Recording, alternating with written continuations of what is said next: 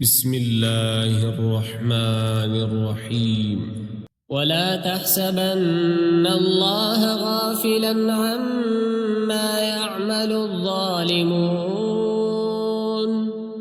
إنما يؤخرهم ليوم تشخص فيه الأبصار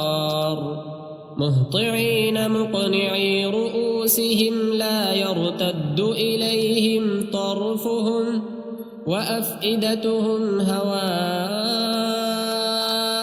وأنذر الناس يوم يأتيهم العذاب فيقول الذين ظلموا ربنا أخرنا إلى أجل قريب نجب دعوتك ونتبع الرسل أولم تكونوا أقسمتم من قبل ما لكم من زوال وسكنتم في مساكن الذين ظلموا أنفسهم وتبين لكم كيف فعلنا بهم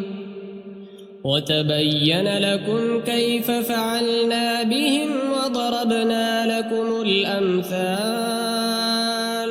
وقد مكروا مكرهم وعند الله مكرهم وإن كان مكرهم لتزول منه الجبال فلا تحسبن الله مخلف وعده رسله إن الله عزيز ذو انتقام يوم تبدل الأرض غير الأرض والسماوات وبرزوا لله الواحد القهار وترى المجرمين يومئذ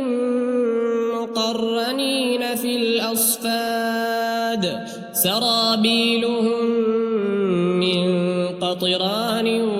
وتغشى وجوههم النار ليجزي الله كل نفس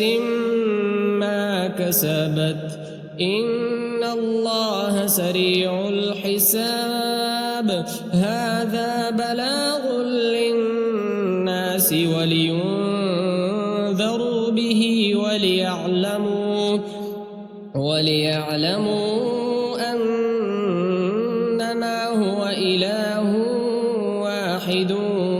وليذكر أولو الألباب.